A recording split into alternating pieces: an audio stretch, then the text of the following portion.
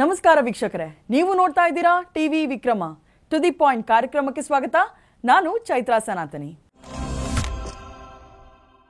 ವೀಕ್ಷಕರೇ, ತಾನೊಂದು ಬಗೆದರೆ ವಿಧಿಯೊಂದು ಬಗೆಯಿತು ಅನ್ನೋ ಮಾತಿದೆ. ಉಪರಾಷ್ಟ್ರಪತಿ ಚುನಾವಣೆಯಲ್ಲಿ ರಾಹುಲ್ ಗ್ಯಾಂಗ್ ಒಂದು ದೊಡ್ಡ ಪ್ಲಾನ್ ಅನ್ನು ಮಾಡಿಕೊಂಡಿತ್ತು. ಏನೇನೋ ಕನಸು ಕೂಡ ಕಟ್ಟಿಕೊಂಡಿದ್ರು. ಆದರೆ ಅಷ್ಟರಲ್ಲಿ ಎಲ್ಲ ಉಲ್ಟಾಪಲ್ಟಾ ಆಗೋಗಿದೆ. ಉಪರಾಷ್ಟ್ರಪತಿ ಚುನಾವಣೆಯಲ್ಲಿ ವಿರೋಧ ಪಕ್ಷದವರು ತುಂಬ ನಿರೀಕ್ಷೆ ಇಟ್ಟುಕೊಂಡಿದ್ದು TDP ಮೇಲೆ. ಈ TDP ಅವರು ನಮಗೆ ಸಪೋರ್ಟ್ ಮಾಡ್ತಾರೆ, ಏನೋ ಸ್ವಲ್ಪ ಫೈಟ್ ಕೊಡ್ಬೋದು, ಮೋದಿಜಿಗೆ ಚಮಕ್ ಕೊಡ್ಬೋದು ಅಂತ ಅಂದುಕೊಂಡಿದ್ರು.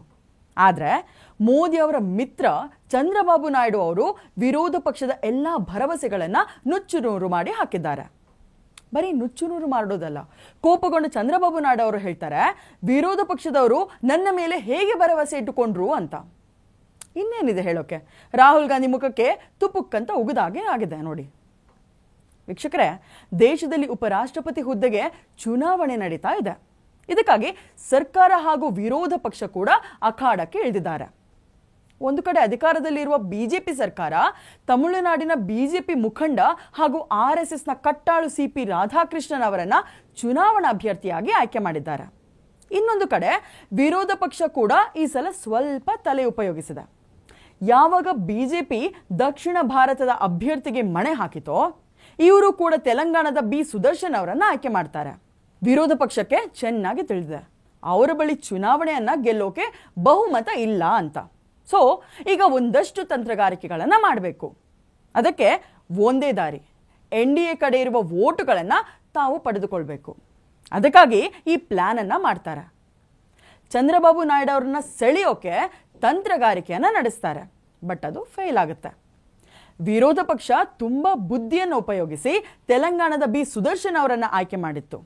ವಿರೋಧ ಪಕ್ಷ ಅನ್ಕೊಂಡಿತ್ತು ಇದೇ ನೆಪವನ್ನು ಇಟ್ಕೊಂಡು NDAನ ಅತ್ಯಂತ ದೊಡ್ಡ ಮಿತ್ರ ಚಂದ್ರಬಾಬು ನಾಯ್ಡು ಅವರ ಸಪೋರ್ಟ್ ಸಿಗುತ್ತೆ ಅಂತ. ಯಾಕಂದ್ರೆ ತೆಲಂಗಾಣ ಮೊದಲು ಆಂಧ್ರ ಪ್ರದೇಶದ ಭಾಗ ಆಗಿತ್ತು.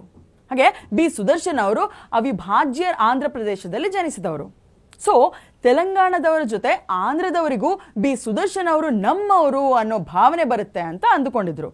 ಈ ಲೆಕ್ಕಾಚಾರದಲ್ಲಿ ಆಂಧ್ರದ CM ಚಂದ್ರಬಾಬು ನಾಯ್ಡು ಅವರು ಸುದರ್ಶನ್ ರೆಡ್ಡಿಗೆ ಸಪೋರ್ಟ್ ಮಾಡಬಹುದು ಅಂತ ಅಂದುಕೊಂಡಿದ್ರು. ಆದರೆ ಚಂದ್ರಬಾಬು ನಾಯ್ಡು ಅವರು ತಮ್ಮ ಕ್ಷೇತ್ರದವರು ಅನ್ನೋದಕ್ಕಿಂತ ಹೆಚ್ಚಾಗಿ ಮೋದಿ ಅವರ ಸಪೋರ್ಟ್ಗೆ ನಿಂತಿದ್ದಾರೆ. ಒಂದು ಘೋಷಣೆಯನ್ನ ಮಾಡಿದರೆ, ನಮ್ಮ ಪಕ್ಷ ಯಾವಾಗಲೂ NDA ಅಭ್ಯರ್ಥಿ CP ರಾಧಾಕೃಷ್ಣನ್ ಅವರಿಗೆ ವೋಟ್ ಕೊಡೋದು ಅಂತ. ವಿರೋಧ ಪಕ್ಷದ ಬಗ್ಗೆ ಹೇಳ್ತಾರೆ, ವಿರೋಧ ಪಕ್ಷದವರು ನಮ್ಮಿಂದ ಇದನ್ನ ನಿರೀಕ್ಷಿಸಲು ಹೇಗೆ ಸಾಧ್ಯ? ನಾವು ಅವರಿಗೇನೆ ಸಪೋರ್ಟ್ ಮಾಡ್ತೀವಿ ಅಂತ. ನಾವು ಈಗಾಗಲೇ ಮೈತ್ರಿ ಮಾಡಿಕೊಂಡಿದ್ದೇವೆ, ಅದನ್ನು ಬಿಟ್ಟು ಬೇರೆ ಯಾವ ಅಭ್ಯರ್ಥಿಯನ್ನ ಸಪೋರ್ಟ್ ಮಾಡಕ್ ಸಾಧ್ಯ? ತೆಲುಗು ದೇಶಂ ಪಕ್ಷ ತೆಲುಗು ಸಮುದಾಯಕ್ಕೆ ಸೇರಿದ್ದು ಅನ್ನೋದು ಬೇರೆ ವಿಷಯ. ನಾವು ಮೈತ್ರಿ ಮಾಡಿಕೊಂಡು ಆಗಿದೆ. ನಮ್ಮ ಪಕ್ಷವು ನೈತಿಕತೆ ಹಾಗೂ ವಿಶ್ವಾಸ ಅರ್ಹತೆಯನ್ನ ಹೊಂದಿದೆ. ಕಳೆದ 5 ದಶಕಗಳಲ್ಲಿ ನಾವು ವಿಶ್ವಾಸವನ್ನ ಗಳಿಸಿದ್ದೇವೆ. ಫಸ್ಟ್ ಇಂದನೂ ಕೂಡ ನಿಲುವು ಏನೆಂದು ನಿಮಗೆ ತಿಳಿದಿದೆ. ಇದೇನು ಈಗಿನ ಹೊಸ ವಿಷಯ ಅಲ್ಲ ಅಂತ ಚಂದ್ರಬಾಬು ನಾಯ್ಡು ಅವರು ಹೇಳಿದ್ದಾರೆ. ಉಪರಾಷ್ಟ್ರಪತಿ ಹುದ್ದೆಗೆ ಆಯ್ಕೆ ಆಗಿರುವ ಇಬ್ಬರು ಅಭ್ಯರ್ಥಿಗಳನ್ನು ಹೋಲಿಸಿ ನೋಡಿದ್ರೆ ರಾಧಾಕೃಷ್ಣನ್ ಅವರು ಒಳ್ಳೆಯ ಅಭ್ಯರ್ಥಿ ಹಾಗೂ ಅವರನ್ನು ಎಲ್ಲರೂ ಬೆಂಬಲಿಸಬೇಕು ಅಂತ ಕೂಡ ಹೇಳಿದ್ದಾರೆ. ಉಪರಾಷ್ಟ್ರಪತಿ ಹುದ್ದೆ ಒಂದು ಗೌರವಾನ್ವಿತ ಹುದ್ದೆ ಮತ್ತು ಬಹುಮತ ನಮ್ಮೊಂದಿಗೆ ಇದೆ, ನಾವು ಆರಾಮಾಗಿ ಗೆಲ್ತೀವಿ. ವಿರೋಧ ಪಕ್ಷದವರು ಇನ್ನೊಬ್ಬ ಅಭ್ಯರ್ಥಿಯನ್ನ ಏಕೆ ನಿಲ್ಲಿಸ್ತಾರೆ? ಇದರ ಅಗತ್ಯ ಏನಿತ್ತು? ಅದು ಅವರ ರಾಜಕೀಯ ಅಂತಲೂ ಕೂಡ ಹೇಳ್ತಾರೆ. ಜೊತೆಗೆ ನಾವು ಇಲ್ಲಿ ರಾಜಕೀಯವನ್ನ ಮಾಡಲ್ಲ, ನಮಗೆ ಬಹುಮತ ಇದೆ, ಗೆದ್ದೇ ಗೆಲ್ತೀವಿ. ನಮ್ಮ ಪಕ್ಷದ 17 ಸಂಸದರು ಕೂಡ ರಾಧಾಕೃಷ್ಣನ್ ಅವರಿಗೆ ಬೆಂಬಲಿಸ್ತೀವಿ ಅಂತ ಕೂಡ ಹೇಳ್ತಾರೆ. ರಾಜ್ಯಸಭೆ ಮತ್ತು ಲೋಕಸಭೆಯನ್ನ ಸೇರಿಸಿ ಒಟ್ಟು 781 ಸಂಸದರು ಇದ್ದಾರೆ. ಉಪರಾಷ್ಟ್ರಪತಿ ಚುನಾವಣೆಯಲ್ಲಿ ಗೆಲ್ಲಲು 391 ಸಂಸದರ ಅವಶ್ಯಕತೆ ಇದೆ. ಇನ್ನು NDA ಬಳಿ ಬಹುಮತಕ್ಕಿಂತ ಜಾಸ್ತಿನೇ ಅಂದ್ರೆ 427 ಸಂಸದರು ಇದ್ದಾರೆ. ಆದರೆ ವಿರೋಧ ಪಕ್ಷದ ಬಳಿ ಬಹುಮತ ಇಲ್ಲ. ಹೀಗಾಗಿ ಮುಂದೆ ಏನಾಗುತ್ತೆ ಅಂತ ನಾವು ಕೂಡ ನೋಡಬೇಕು. ಕ್ರಾಸ್ ವೋಟಿಂಗ್ ಏನಾದ್ರೂ ಆಗುತ್ತಾ? ಆದ್ರೂ ಆಗ್ಬೋದು. ಯಾಕಂದ್ರೆ ಈ ಚುನಾವಣೆಯಲ್ಲಿ ವಿಪ್ ಜಾರಿ ಆಗಲ್ಲ. ಸಂಸದರ ವಿರುದ್ಧ ಯಾರ ಮೇಲೂ ಒತ್ತಡ ಇರಲ್ಲ. ತಮ್ಮ ಮನಸ್ಸಿಗೆ ಬಂದವರಿಗೆ ವೋಟ್ ಹಾಕೋ ಅಧಿಕಾರ ಕೂಡ ಇದೆ. ಸೊ ಈ ಸಲದ ಎಲೆಕ್ಷನ್ ಸ್ವಲ್ಪ ಇಂಟ್ರೆಸ್ಟಿಂಗ್ ಆಗಿರುತ್ತೆ. ಏನಾಗುತ್ತೆ ಅಂತ ನಾವು ಕೂಡ ವೇಟ್ ಮಾಡಿ ನೋಡೋಣ. ನಮಸ್ಕಾರ.